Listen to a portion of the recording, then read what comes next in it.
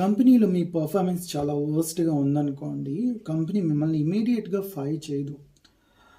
అంటే unless company చాలా worst సిట్యుయేషన్‌లో ఉన్న, ఫినాన్షియల్‌గా చాలా డౌన్ గ్రేడ్‌లో ఉంటే మేబీ మిమ్మల్ని ఫైర్ చేయొచ్చు గానీ, నార్మల్ సిట్యుయేషన్‌లో అయితే ఎంఎన్‌సీ కంపెనీలో అయితే దాదాపుగా మిమ్మల్ని ఫైర్ చేయరు. మిమ్మల్ని పిఐపి సిట్యుయేషన్‌లో పెడతారు. ఓకేనా? పిఐపి అంటే పర్ఫార్మెన్స్ ఇంప్రూవ్‌మెంట్ ప్లాన్‌లో పెడతారనమాట. సో, ఇదేంటంటే మీకు టైమ్ ఫ్రేమ్ ఇస్తారు. అందులో మిమ్మల్ని మీరు ఇంప్రూవ్ చేసుకోవాల్సి ఉంటుంది. సో, చాలామంది పిఐపిలో ఉన్నా సరే వాళ్ళు ఇంప్రూవ్ చేసేసుకొని మళ్ళీ వాళ్ళ లైఫ్‌ని రీస్టార్ట్ చేసిన వాళ్ళు కూడా చాలామంది ఉన్నారు. అలానే చాలామంది జాబ్స్‌ని కోల్పోయిన వాళ్ళు కూడా ఉన్నారు. ఓకేనా? సో, ఇక్కడ ఏంటి అంటే దాదాపు మీరు గుర్తుంచుకోవాల్సి మీరు పిఐపిలో ఉంటే మీకు 50% ఛాన్సెస్ ఉన్నాయి మీ జాబ్‌లో మీరు సస్టైన్ అవ్వడానికి, మీ జాబ్ మీరు ఉండడానిక అనేది మీరు గుర్తుంచుకోవాల్సి ఉంటుంది.